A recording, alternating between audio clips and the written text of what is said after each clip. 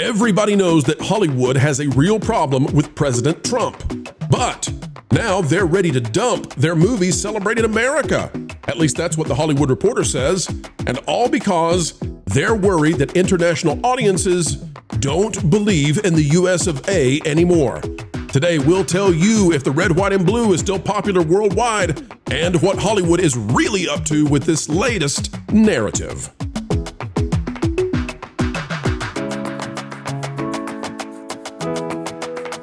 Hello, folks. It is a dandy of a day. We're happy to come your way from a studio in somewhere sunny USA where the sun is shining and we're glistening because you're listening to the latest tomorrow's headlines delivered up. You betcha. Folks, click the like button and we'll dive in. Hollywood is trying to say that the US of A is not popular anymore, but we have other thoughts in store. Take a look at this. It is out of THR. Remember that the reason we go to this is because THR is a trade publication, and trade publications, they function essentially as the mouthpieces for Hollywood. Patrick Bresky has this one. What happens to Hollywood when the U.S. is no longer the good guy? Oh. Yes, I know, but we've got to read it because this is, again, a trade publication. Let's see what they're having to say and why this may lead them badly astray. For decades, the studios have churned out movies that celebrated truth, justice, and the American way. Hey, is that Superman?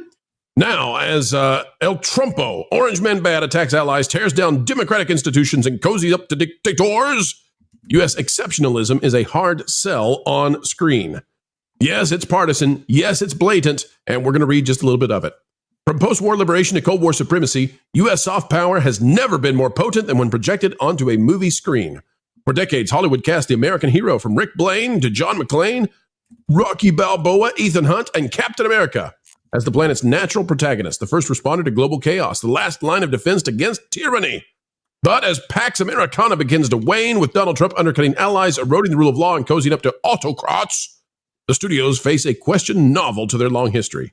Are American heroes still appealing or even plausible to vast swaths of the world? Here's where we get into the quotes. The Trump administration has initiated a shock and awe campaign, only this time against our allies. It has changed the minds of many around the world about us. Yes, and justifiably, says Cal Rastiala, a professor of law and international relations at UCLA. Allies are stunned, confused, and much more wary of us today, and that is likely to translate into how their euros or yen are spent in their downtime. We are already seeing this in tourism. It would be a surprise if it didn't also create some blowback towards the silver screen. All right, so the prognostication here is that the box office is going to go down because international friends and allies don't like Orange Man, and they're not going to go see movies made by the U.S. because the U.S. Like to make movies about the U.S. being the good guys. I would say, though, that they've been, the box office has been trying their best for about a decade to make China look good. Michelle, we've got you on. Would you go on just a wee bit about whether or not you think there's any merit to this? Do you believe that we need to have less Top Gun Mavericks and more to appease the Europeans, or is this a bunch of nonsense? And in fact, people still look to America for the heroes. I think it's a bunch of nonsense. I mean, I get where I guess liberal. No, they're not liberal. We're not calling them that. They're leftist Hollywood. We'll call them liberal Hollywood when they return to being good old liberal Hollywood. But yeah, I think they see the side of the other people who don't like Americans. But at the end of the day, people, when they watch a movie, if it's supposed to be filmed in America, they want America values represented. It's no different than when I turn on a BBC show. I'm not looking to learn about Italian culture on the BBC. I want British culture. I want that. And it's absurd because at the end of the day, look at what Top Gun Maverick did. Americans are very hungry for content that doesn't crap on our country. And it doesn't even have to say a lot about our country, but just let it be expressed. And people are going to go see it if it's good. In the end of the day, even the people who don't like America are going to go see movies from out of Hollywood if they're well written and well acted. Well, let's take a look at what THR is citing as their evidence that international audiences are turning against not only Orange Man Bad, but the movie companies that work in his nation. THR says this: Disney and Marvel's Captain America Brave New World had problems more urgent than the geopolitical context of its release, as indicated by its B- cinema score, which is awful. But its namesake certainly didn't help it in territories around the world, industry insiders say. Since its February 14th release, Brave New World has earned 51.7% of its $415 million worldwide box office total overseas, compared to an average 60% from offshore sales for the first 3 films in the franchise. Are you kidding me? Now all of a sudden they're going to hate on Brave New World because it's I can't stand these people. Hang on a second, Marvin, because guess what? This is so misleading that it boggles the mind. Folks, do you know why Captain America Brave New World has such a low score in terms of the percentage of its sales overseas? Panel, do you guys know? And does anybody know the answer to this? No. It's terrible. China. Remember the John Boyega situation? Remember the Little Mermaid situation? China was buying up Marvel. Now it's not seen as cool in China to go to a Marvel movie because they're very anti-US at the moment because of the tariffs. But beyond that, there's a racial component here that THR, I believe, is purposefully not talking about, and it's misleading, and it's falsely gaslighting people into believing that the US is supremely unpopular to the point of a 10% drop in Captain America movies, when in reality, this is something deeper and far more insidious. Vash, what say you? Oh, I would absolutely agree. I think the Chinese box office, as Marvin has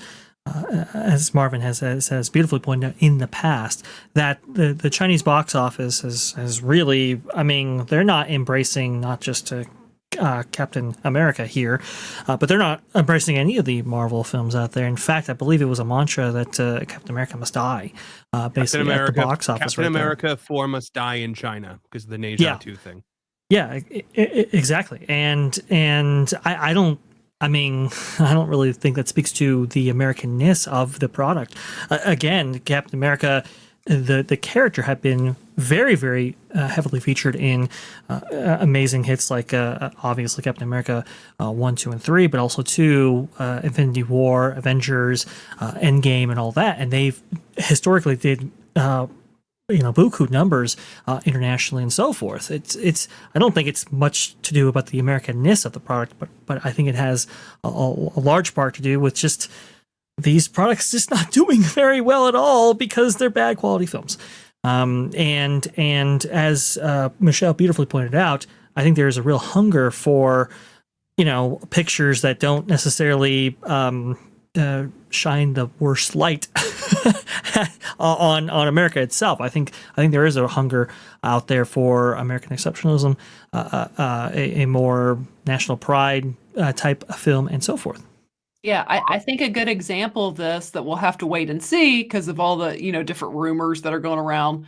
But if like Rachel, I can never say her last name correctly, the woman playing Lois Lane in the upcoming James Gunn movie, if what she said is correct, and this movie truly represents truth, justice, and the American way, then I expect that movie to do well. I think this speaks to Hollywood and the trades recognizing the influence of America more than it does about any one political message or ideological message. And this is kind of why, I mean, look, we all have our differences when it comes to how McCarthy handled it back in the day, but the core idea was sound, was that if you were to influence Hollywood as a whole and the media and content produced from there, you could influence not only the country, but the world. And that was a real concern back in the day. And that's the thing. People, these ideologues, understand the power and influence that Hollywood can have. I think this speaks more to that than anything else. I'll tell you one thing real quick. Just let me hop in real fast. Because the fact this is coming from a trade publication, there's usually a reason that the industry puts this out. And I have my doubts about the genuine nature of what they're saying. I think there's actually something more subversive here. And that is, I believe, and Marvin and Jonas, you tell me if I'm wrong on this, I think that what's really going on in this article from THR is it's time to find the scapegoat. The Hollywood movies are not winning over international audiences. They're not doing as they once did, right? And you've got Iger claiming differently for Disney for the next, 12, 18 months, whatever. I think that the people who really look at the numbers, they see this is not going well for the next little while, and they need something to blame, and they don't want to blame themselves. So what do you do if your numbers are coming down and if international audiences are turning against you and your own domestic audiences are saying no? What do you do? Who do you blame? You can blame Trump and say that anti-American sentiment is the reason that your movies are failing, not you. No, it can't be you. You didn't do anything. You are virtuous. You have done a good job of making good, no, I dare say great movies. It's just darn that Orange Man again. Check your closet, check under the bed. He's wiping out your box office again. The problem with that, Pro, and you're probably right, that's probably what they're doing, but the problem with that is forget the international box office, the domestic box office isn't doing good because Americans don't want to see this trash. Pesky red states, always messing up everything. If I can hop in here, American exceptionalism has not been the rule of law in Hollywood for years now, and that is why Hollywood has been suffering. Hollywood has churned out nonstop dreck of progressive ideology and Orange Man bad nonsense that nobody wants to see. And now you're saying that the reason why people aren't going to see the movies is because Orange Man bad? No, it's not. That's not the case. Because when you put out something that highlights American exceptionalism, a Top Gun Maverick, for example, the box office explodes because we want entertainment the way we used to have it. We don't want endless the problem is that Hollywood has focused on Orange Man bad far too much. That is the issue here. And to take Captain America, Brave New World, a movie that the main actor came out and said does not represent America, a movie where the main villain of the piece was the U.S. president who turns into an enormous red rage monster.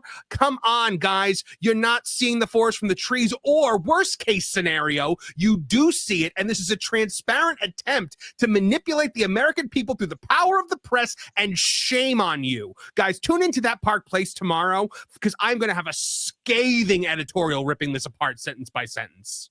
Folks, check it out. Thatparkplace.com. Jonas, get in here.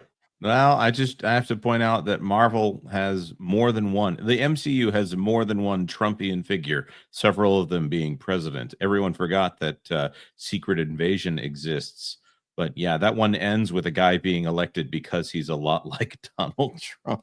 And yet that's not currying favor with the international audiences. When Obama was president, every figure didn't have to be Obama. It's boring. It ends up talking about the same thing. If they're not doing Trump, they're doing Musk.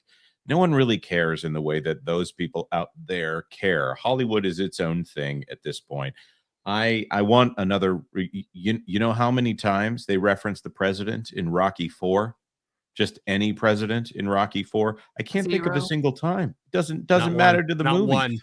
But that one is dripping with patriotism. Man, that movie. This is my favorite of all the Rocky movies. Yes, including the first one. Well, you're wrong on that, Jonas. But you are wrong on that. But I still love it, Jonas. Yes, you're not wrong in that it's my favorite. No. So the best example I give in regards to that, and best that I can come up with, but Rocky may be better. I look back into the 70s and the 80s, and I don't recall a single late night host from that time period crying because of elections. And yet Colbert and Kimmel and all of them, they cry all the time.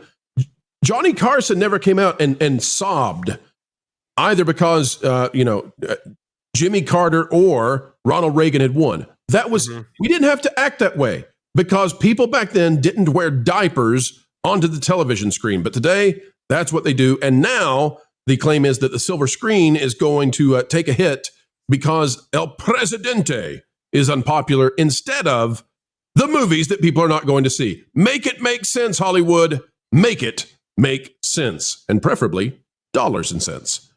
You know, it's always sad when one of these video ends, and yet it is the beginning of the wait for the next one to land. 4 times a day right here on the Pro Channel. And by the way, there's plenty more on our partner channels, That Park Place, That Pod Place, That Game Place, and go check out the original music we have on stations like Vacation Radio. We'd love to have you, love to entertain you. At least we'll do a better job than some of the current entertainment companies. Folks, like, share, subscribe, and you know what? Drop a comment right on down below. Share this out anywhere you go on social media. And until the next time, we have the honor, the pleasure of getting to spend time with you when you choose to invite us into your day to add the value that we hope to bring your way. we ask that you keep learning, keep growing, and as always, keep having fun. Hey, Floral, guess what? You put a fork in Pro's microwave again. No, that was yesterday. I don't know that what. Oh, I've decided to give up on torturing Jonas. What? Why? In the same way the cat sleeps like 20 hours a day, that was like your purpose. I know, but I've decided there's bigger fish to fry. Okay. Like Lorne. I mean, think about it. Everybody loves him. He's a fan favorite, and frankly, he has almost no weaknesses I can find. Except that he's really smart. So, you want to annoy the one panelist without a single flaw, because he's smart. Yeah, like that winged statue at that fancy Paris museum thingy. I want to break the one thing that everyone loves most. So, kind of like the opposite of Rachel Zegler. Yeah, exactly. And I get to see her all the time at family reunions anyway. You get to see Rachel Zegler? Yeah. She's a total troll. Lives under a bridge, harasses billy goats, the whole 9 yards. It all makes sense now. Speaking of which, maybe she'll get me... Okay, call her on my...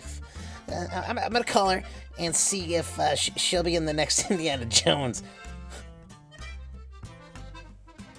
She should be the next Indiana Jones. That'll totally destroy Lord. He loves Indiana Jones.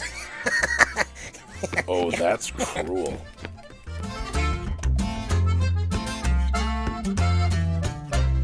Hey, Rach. I've got a cool idea for you that involves a whip and snakes. I love that description. It's perfect. I know, right? Weird, as we always say.